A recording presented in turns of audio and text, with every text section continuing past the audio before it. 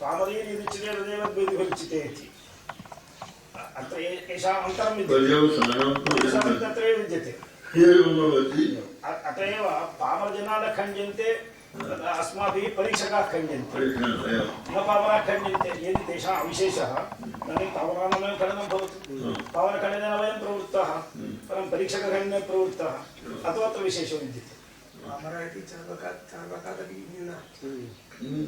चार्वाकादपि न्यूनः पामरस्तु पृथक् जनः पामरो नाम पृथक् जनः पृथक् दृष्टिरित्यर्थः पामरस्तु पृथक् जनः इति कोशः शास्त्रदृष्टिभिन्नः शास्त्रदृष्टिभिन्नत्वं शास्त्रानुभवभिन्नत्वं च स्वाभाविकता ये स्वभाव पशूनामप्येव वैशिष्ट्यं विद्यते पशूनामप्येव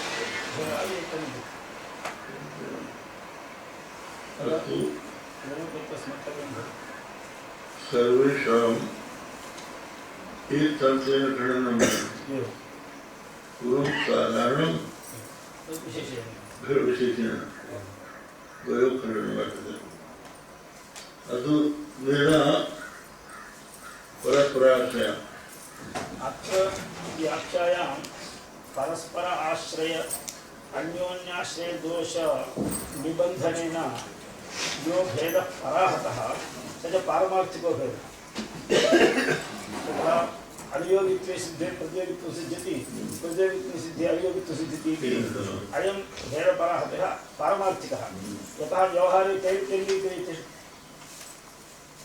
व्यवहारे वेदान्तिभिरपि घटपटभेदः अङ्गीक्रियते एवञ्च पारमार्थिकभेदनिराकरणं वर्तते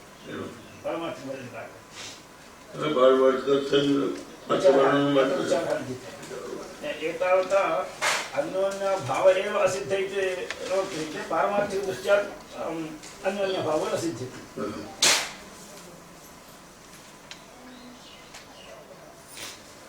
अन्यथा तो व्यवहारो न भवेत् हो गया जीवात्मनो पृथक्त्वं यत् प्रागुत्पत्ति प्रवेशितं भविष्यद्वृत्त्यागमनं तन् मुख्यत्वं हि न युज्यते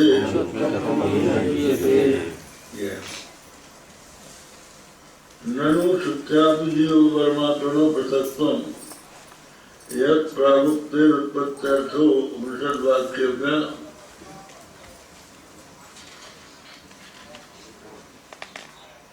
पूर्व प्रकृतितम कर्मकांडे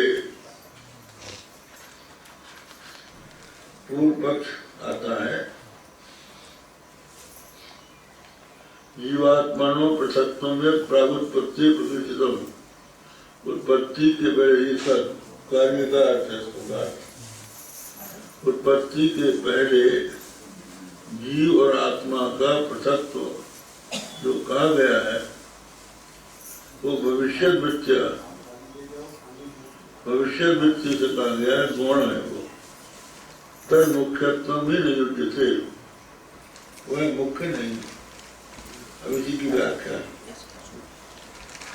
धनुषत्रापि जीव परमात्मनो पृथक्त्वं यत् प्रागुक्तत्वे उत्पत्त्यार्थो विषद्वाक्येभ्यः पूर्वं प्रकृतितं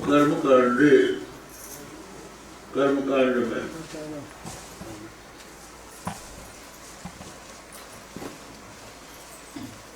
शिक्षा यदि पशुकामा कालीया यदि पृष्ठिकामा इति वाक्यं बोध्यं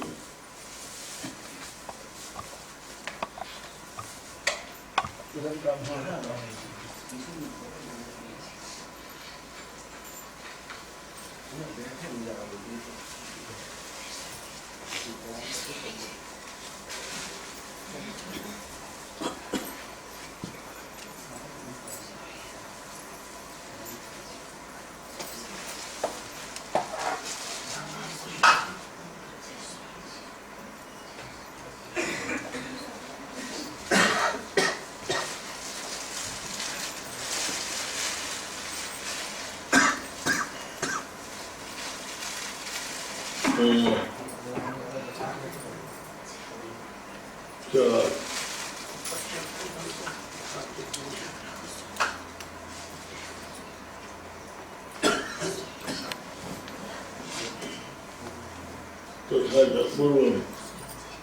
पता तो वाक्य में पूर्व तथा न वेद प्रतीयते किंतु तभी तरफ प्राप्त वर्तते कर्म कांड तभी वर्तमुक्ता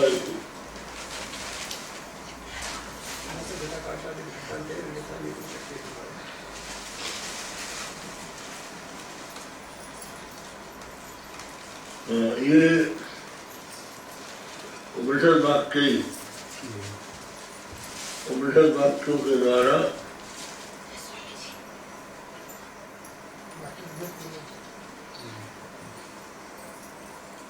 प्रागुत्पत्ति उत्कर्ता को उपनिषद वाक्य हुआ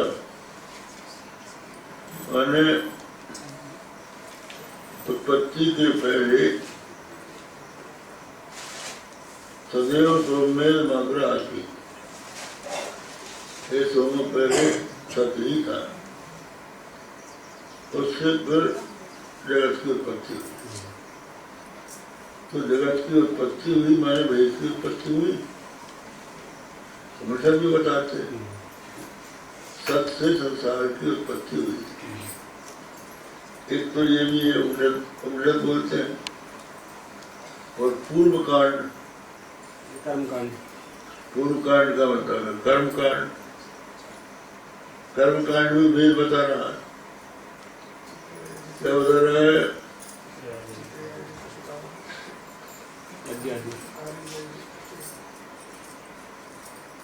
ये कहते हैं कि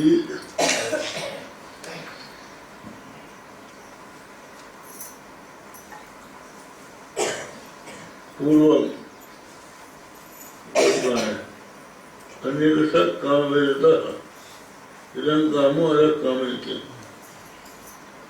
यहाँ पर कर्मकांड में टिप्पणी कहा है पशु की इच्छा वाला चित्र याद करे और वृष्टि की इच्छा वाला कार्य याद करे।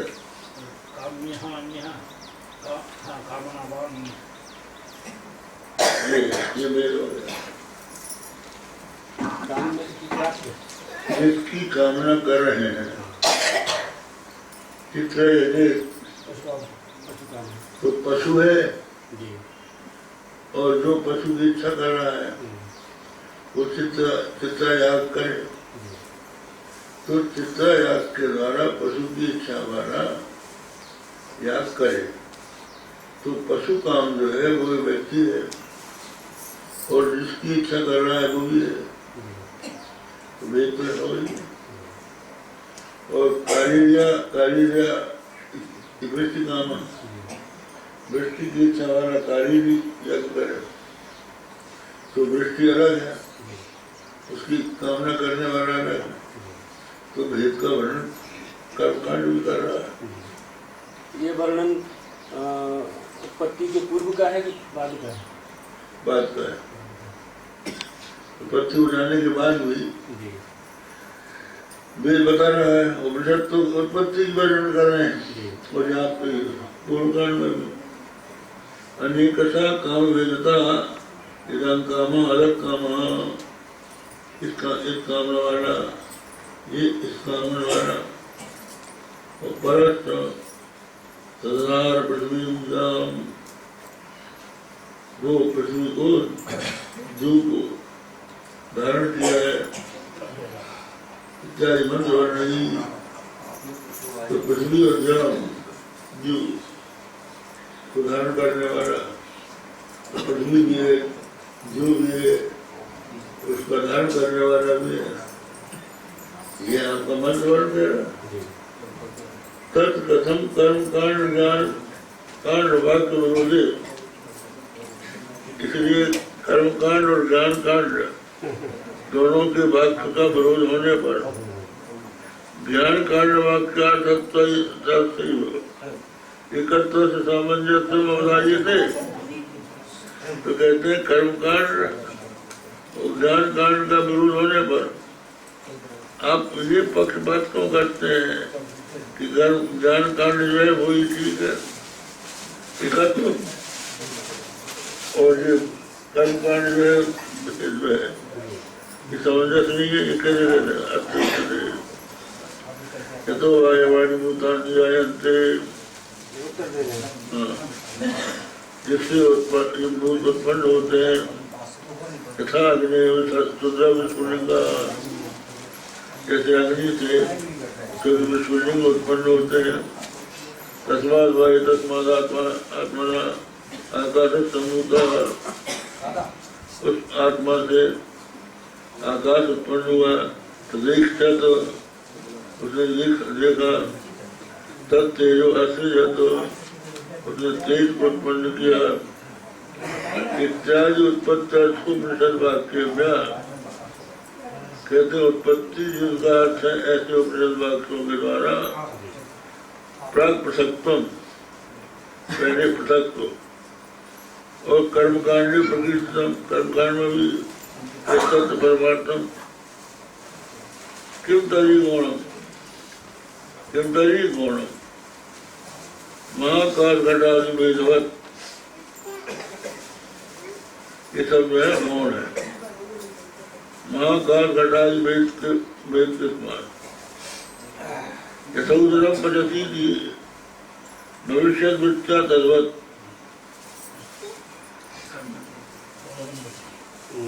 उदरम पचती,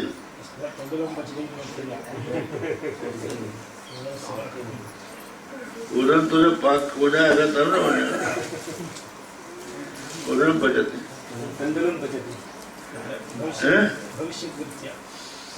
हाँ ये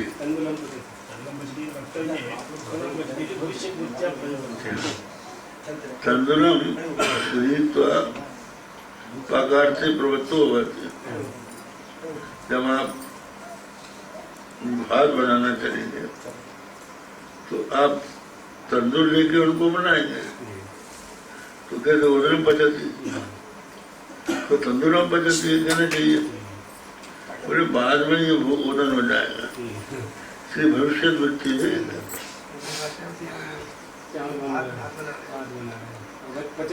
वर्तमान क्रिया है। हाँ हाँ वर्तमान क्रिया।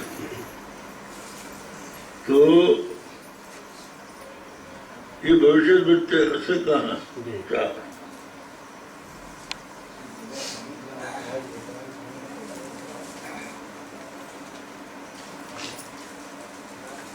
उधर तो पद वाक्य महाकाल घटागम भेद तुल्यो तो वेद प्रतिपाद से स एवं पुरस्कार कर्मकांड वाक्य गौण है वो बोले कि ये जो भेद का प्रतिपादन हो रहा है ये मुख्य नहीं है, ये गौण है। कर्मकांड वेदों में जो कर्मकांड का प्रतिपादन हुआ है वो मुख्यार्थ नहीं है, मुख्यार्थ नहीं, और उत्पत्ति वाक्य भी मुख्यार्थ नहीं। तो उसमें तो सीधी बात ये है कि उत्पत्ति वाक्य जो है वो इसलिए है कि जिससे अद्वैत सिद्ध हो सके, जिसमें परमाणु कारणवाद या प्रधान कारणवाद ये यदि माने जाएंगे कि परमाणु से जगत की उत्पत्ति हुई, प्रधान से जगत की उत्पत्ति हुई, तो कार्य जो कारण से अनन्य होता है, तो इसका पर्यवसान परमाणु में हो जाएगा या प्रधान सांख्य परिकल्पित प्रधान में हो जाएगा, ब्रह्म में नहीं हो।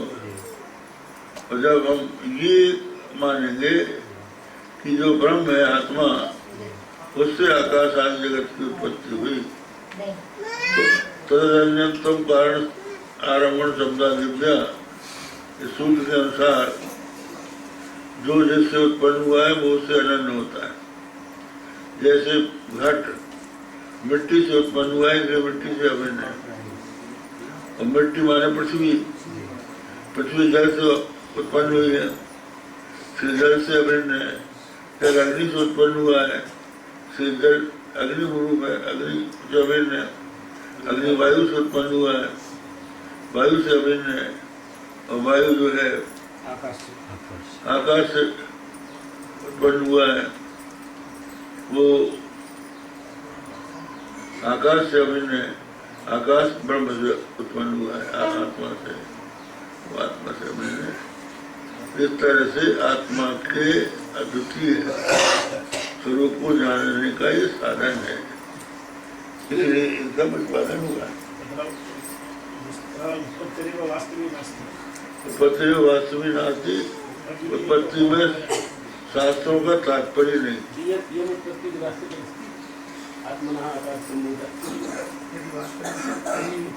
सर्वदा एक सर्वत्र भिन्न भिन्न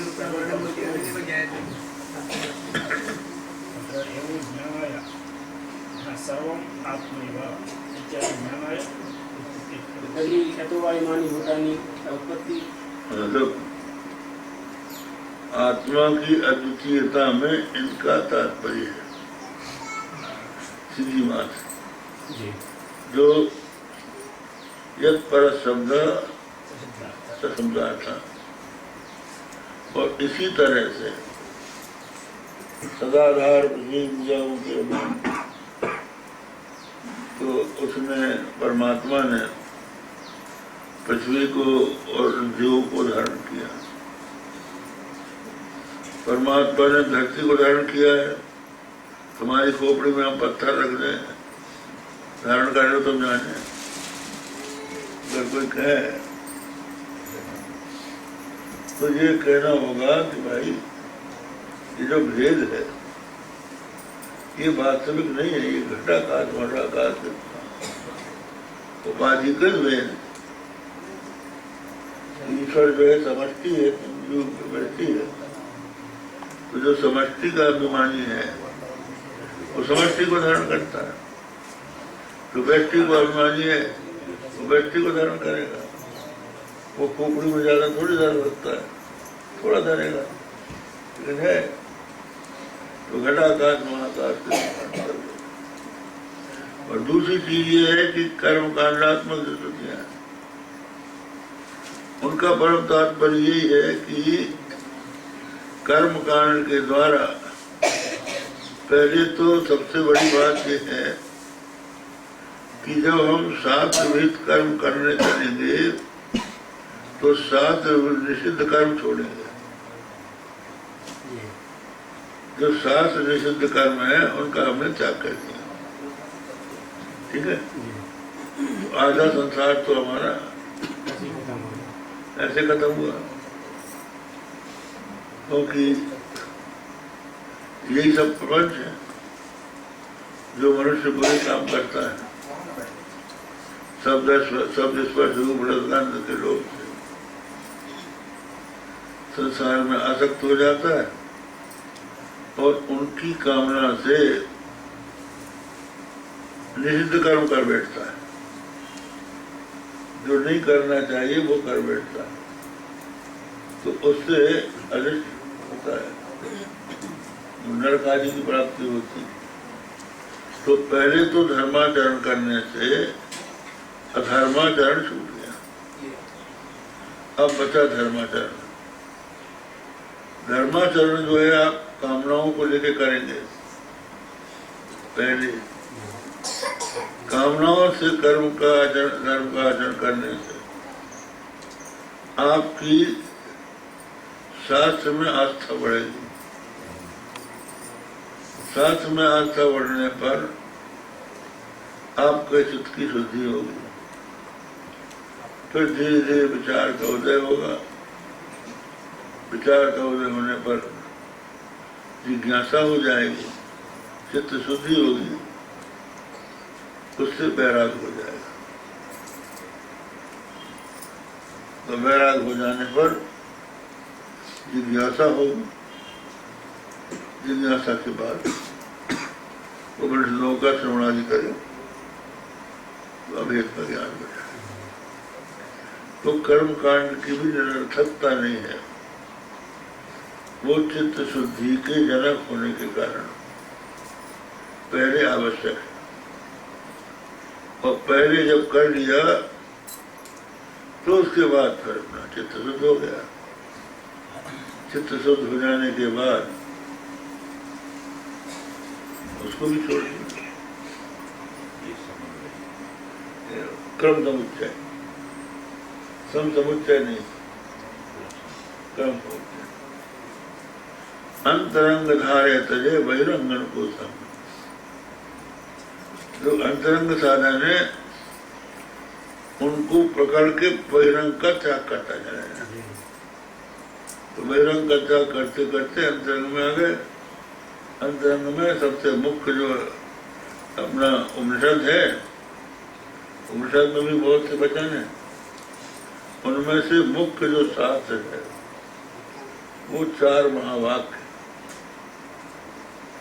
4 महावाक्य ही मुख्य शास्त्र है। उनके तात्पर्य को समझ ले। तो जितना भी ये भेद है ये घटाकाश महाकाश के समान है, उपाधिकृत भेद है, वास्तविक भेद नहीं है। पशु में और पशु की इच्छा वाले में जो भेद है, तो पशु के भीतर जो आत्मा है वो, और जो पशु कामना वाले के भीतर आत्मा है, वो दोनों एक है। पशु और मनुष्य 2 उपाधि है। ये घटाकाश महाकाश के समान ये कह दिया।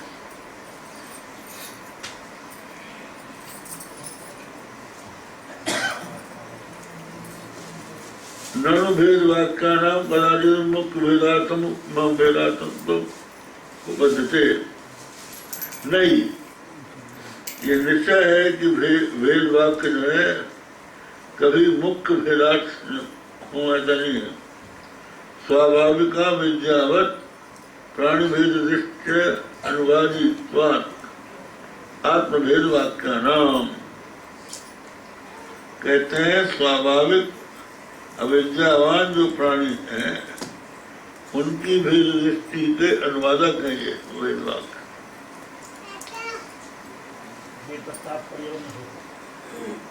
अनुवादक हो गया। अनुवादक का मतलब ये होता है कि नहीं,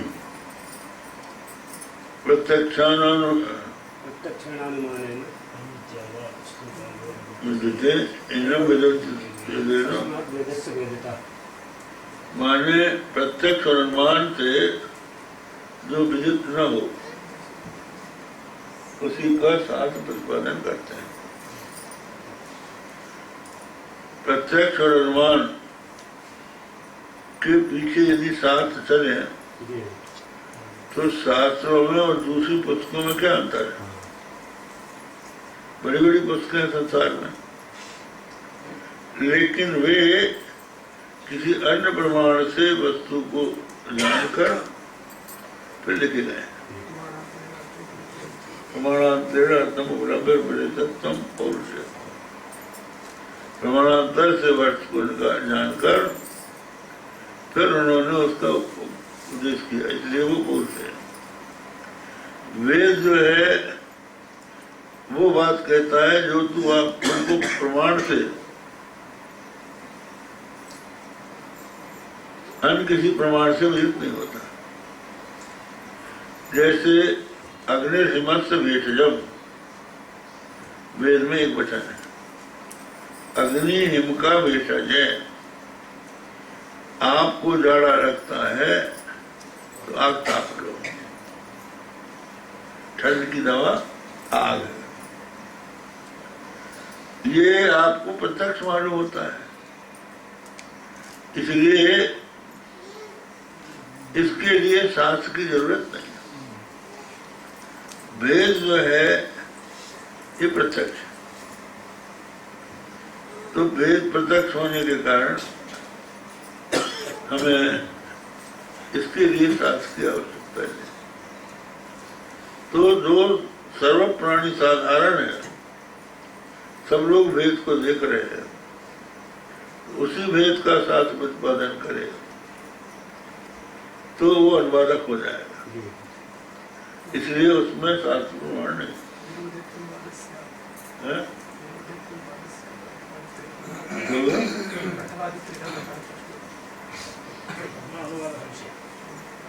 यहाँ अनुवाद नाम पूर्वं यो निश्चितः अत्र प्रमाणलक्षणे इदं घटितं विद्यते यत् अबोधितत्वं विद्यते। ठीक है, बहुत बढ़िया, अच्छा याद है। अनधिगत और अबाधित अर्थ को जो है वो प्रमाण है। जो अनधिगत हो माने जिसका हमको ज्ञान न हो, और जो बाद जिसका बाद न हो, भी ना हो, अनधिगत अबाधित अर्थ को कहने वाला प्रमाण होता है। तो शास्त्र प्रमाण है। तो शास्त्र यदि उसी का वर्णन करेंगे जो अधिगत है, अबाधित है, नहीं अधिगत पहले समझो, माने प्रत्यक्ष और अनुमान से जो अधिगत है उसी का यदि शास्त्र वर्णन करेगा तो प्रमाण नहीं रहेगा, तो अनुवाद हो जाएगा। अनुवाद हो जाएगा। अब इसमें क्या है कि आप रूप के संबंध में आंख प्रमाण है, क्योंकि आंख के सिवा और किसी इंद्रिय से रूप का अधिगम नहीं होता, और जो हम आंख से देखते हैं वो अबाधित होता है। तो नेत्र जो है रूप के संबंध में प्रमाण, शब्द के संबंध में श्रुत प्रमाण, इसी तरह से प्रत्येक इंद्रियों के लिए वो प्रमाण होते हैं। तो शास्त्र भी उन्हीं के लिए प्रमाण हो, तो इंद्रियों से और उनसे विशेषता क्या रही, अनुवादक हो जाएगा। तो इसलिए वो पीछे आगे वो हो गए प्रमाण, प्रत्यक्ष आदि ये उसके पीछे हुआ, इसलिए अनुवाद हो जाएगा। अनुवाद जो है अनधिगत नहीं है और फिर अबाधित भी होने चाहिए, तो वो अबाधित भी है। तो इस तरह से अनधिगत अबाधित वस्तु ही प्रमाण होती है। तो शब्द भी प्रमाण है।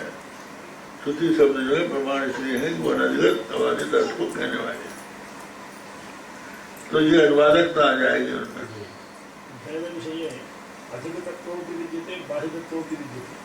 हाँ, सब जानते हैं कि ये अलग अलग है।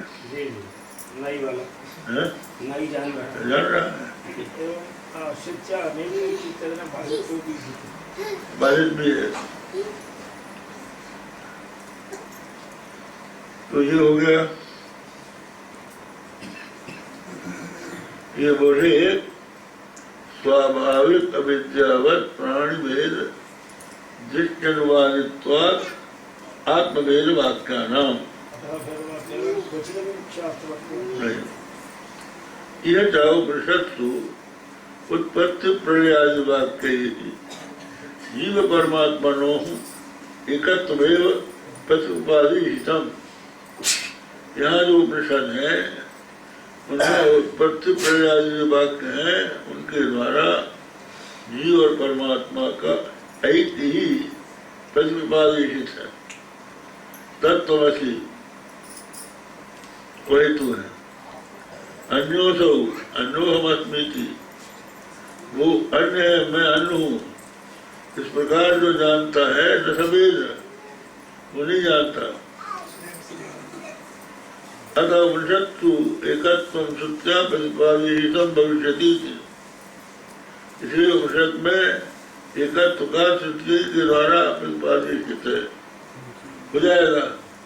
इसी भावनी एक वृत्तिमाचित, इसी को लेकर लोके व्रत वेद दृष्टिवादो गौण, वेद दृष्टि का अनुमान है गौण तभिप्राय अथवा तदीक्षत तत्तेजो असजय इत्यादि उत्पत्ति प्रा एकमेवा द्वितीयम् इत्येकत्वं प्रकृतम् तदेव च तत्सत्यम्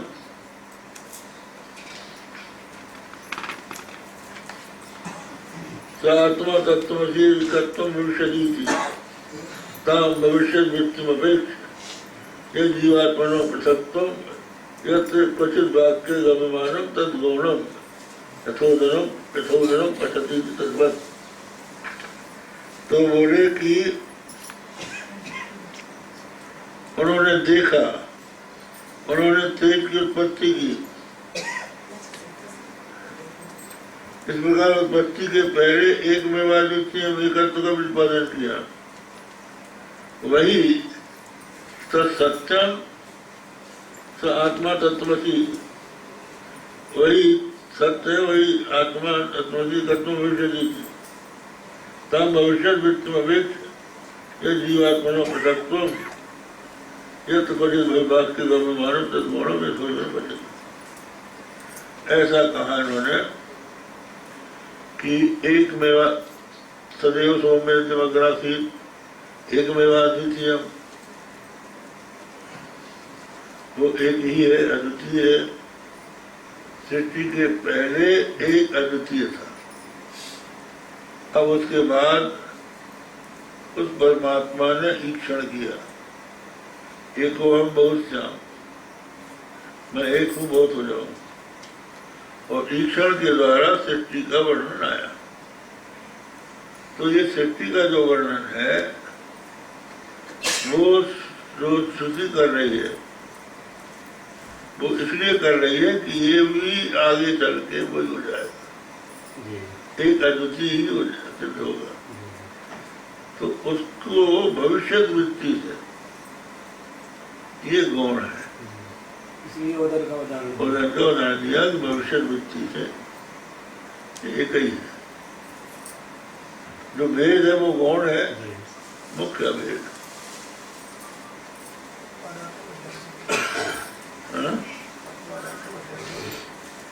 बस हो गया, छुट्टी का देख लेते हैं।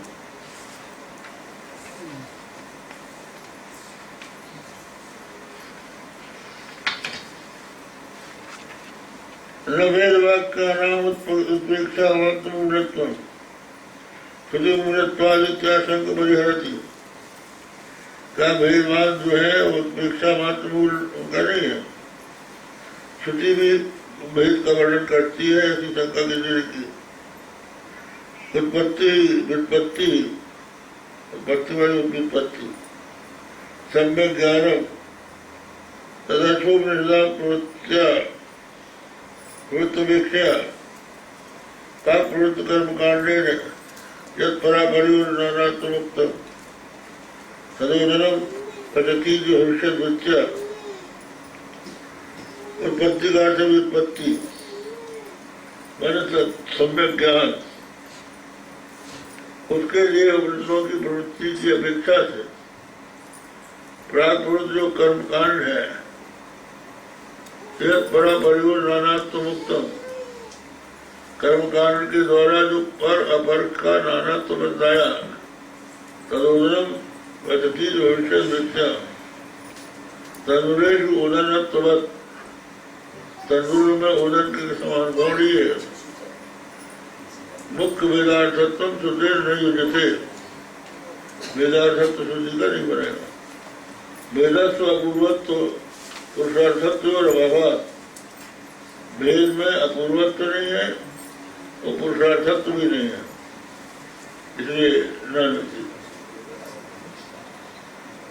न केवलम अस्माभि, केवल अभी नहीं है वेदम किंतु श्रुत्याभिदर्शनम वेदम बदलता श्रुते तात्पर्य लिंगम अभ्यासम सूचयति। वेद को दिखाने वाली श्रुति के तात्पर्य का लिंग अभ्यास बताते हैं, वो भेद वाली अनेकसा इति कर्मकांडे तत्कामना भेदेन, कर्मकांड में कामना के भेद से नियोज्य भेद श्रद्धा में भी नियोज्य जो अधिकारी है उसका भेद सिद्ध होने पर भी कथम जीव और भेदा सिद्धति, जीव पर का भेद कैसे सिद्ध होता है, परस तदनुक्तत्वादित्याशंका परस्येति। हाँ, ये जो उदाहरण दिया था ना, जी नहीं नहीं, जो यहाँ पहले बात में उदाहरण दिया है कि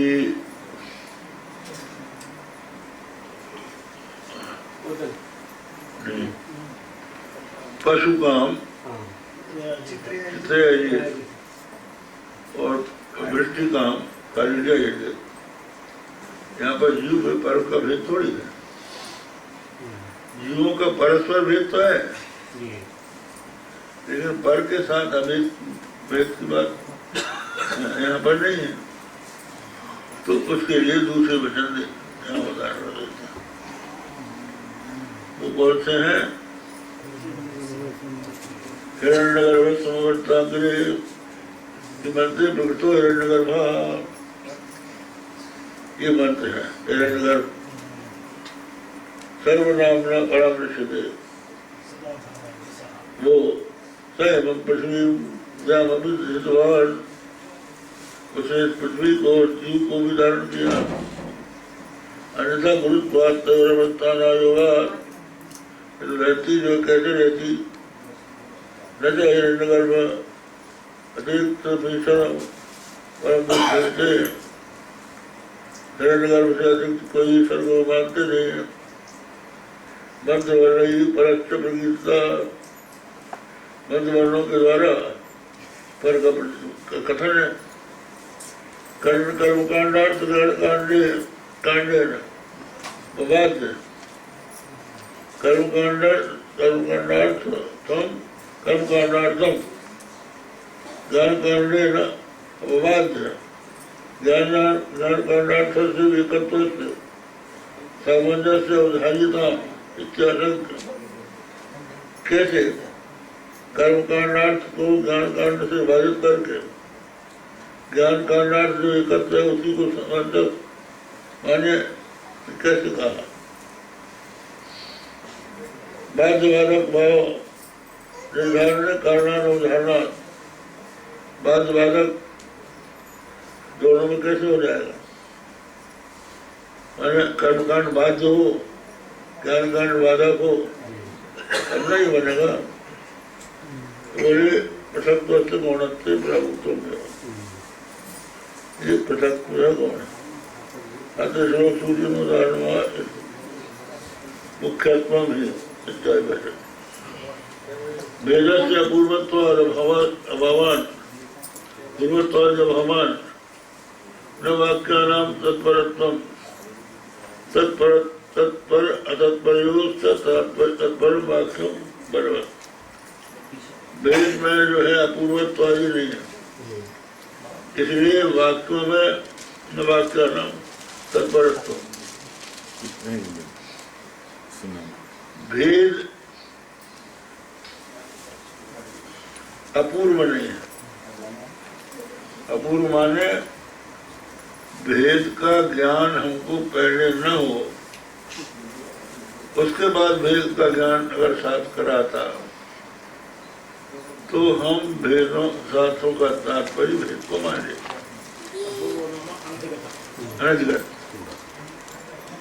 अगर वो पहले ही से हमको विदित है तो वो शास्त्र का तात्पर्य नहीं होता, और अभेद पहले से विदित नहीं है,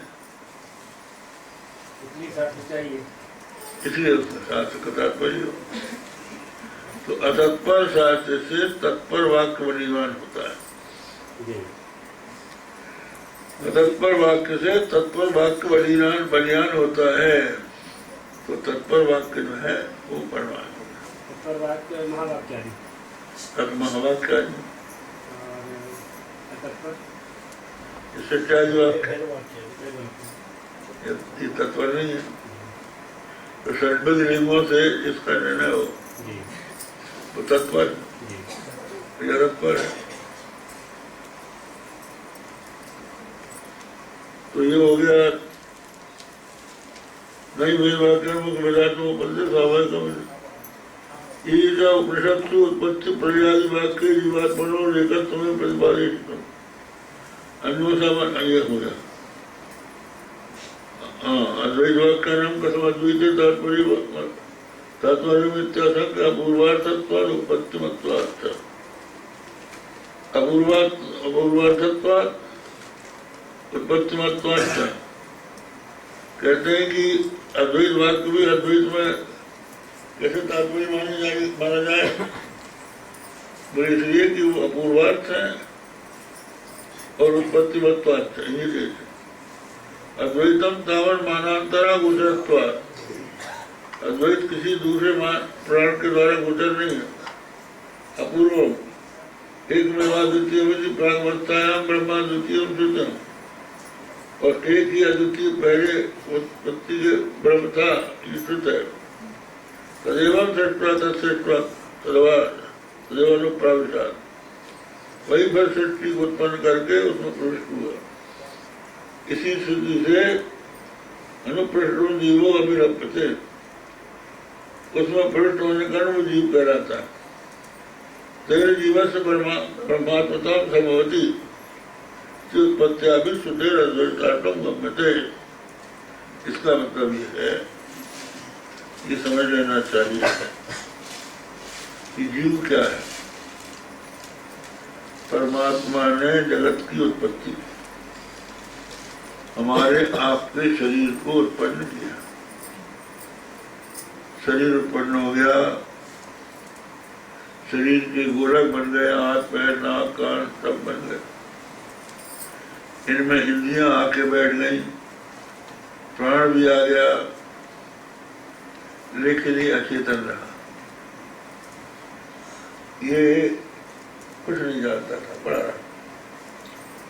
तत्सृष्ट्वा तदेवानुप्राविशत्, परमात्मा ने संसार की सृष्टि करके संसार इसी में प्रवेश किया।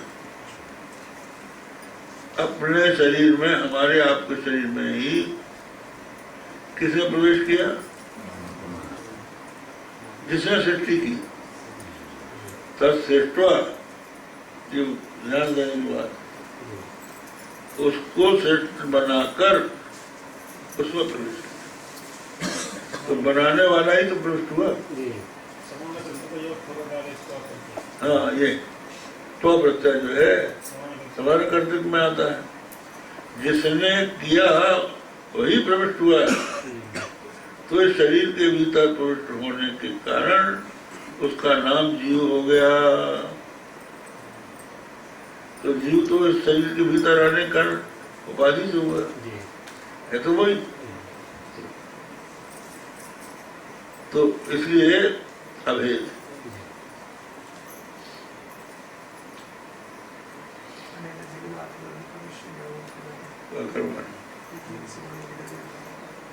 हाँ, हमसे जब वहाँ गए अयोध्या, वहाँ के महात्माओं का समुदाय इकट्ठा हुआ।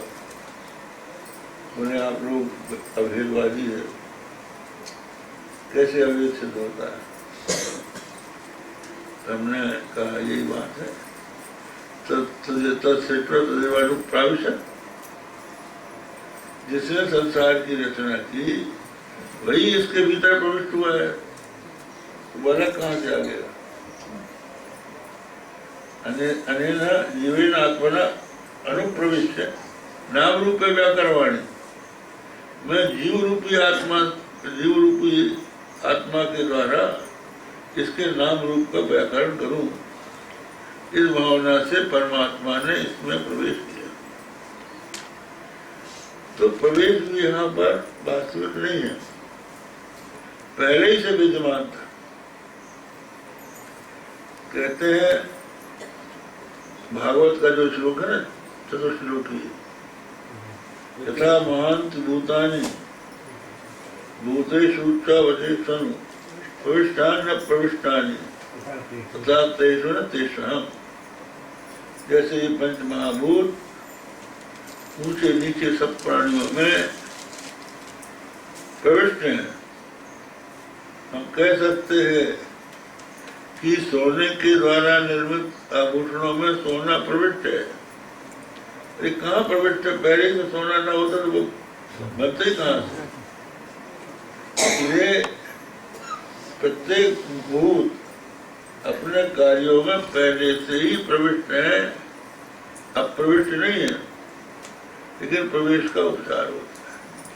इसी तरह से परमात्मा पहले ही अगर न होता तो ये शरीर ही न बनता। शरीर जो बनता है चैतन्य के लिए। जब माता पिता के रजवीर एकत्र होते हैं तो वहां जीव आ जाता है, वहां चैतन्य आ जाता है। उस चैतन्य के लिए फिर वो शरीर जो है बढ़ता है। अगर उसमें से वो निकल जाए तो शरीर चढ़ जाएगा। तो वो जब तक रहेगा तभी तक वो रहेगा और उसी के लिए ये पूरा शरीर बनेगा और बनने के बाद फिर वो शरीर बन के 9 महीने में निकलेगा। फिर वो रोएगा। तो रोना कौन है? सुख दुख का अनुभव करने वाला। सुख दुख का अनुभव न होता तो रोता था।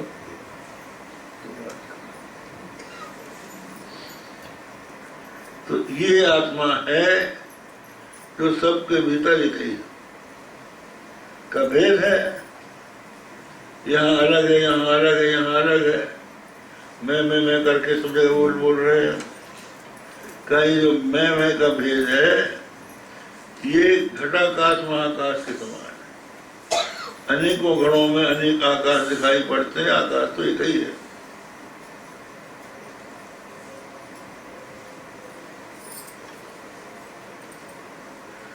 इस तरह से अद्वैत सिद्ध हो जाता है। सट्टादि श्रुति नाम अद्वैती तात्पर्य न सट्टादो इतनंतर में बक्षते तस्माद अद्वैत श्रुति तात्पर्य तदर्थस्यैव तात्विकता न केवल उत्पत्ति अद्वैती श्रुति तात्पर्य किंतु 9 वृत्ताभ्यास। छांदोग्य में 9 बार कहा है तत्वज्ञ। अभ्यास से विसिद्ध होता है। वेद दृष्टि विभागात् चतुर्थे अद्वैत तात्पर्य प्रतिभाति।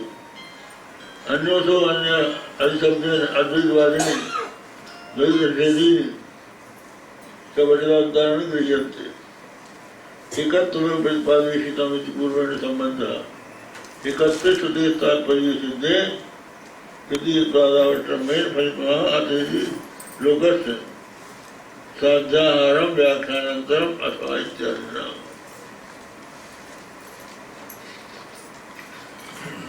हो गया? ओम भद्रं कर्णेभिः विष्णुयाम देवा भद्रं पश्येमाक्षभिर्यजत्रा श्रीरङ्गैः दृष्ट्वाग्मं सत्तनुभिः दशेम देवैतं यदायुः।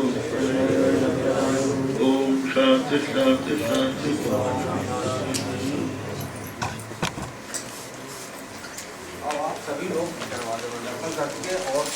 जो बताया न भिन्नम ना भिन्नम किंचित इति तत्व विदो विदु, वो भिन्न तो नहीं तो अभिन्न भी कैसे नहीं है।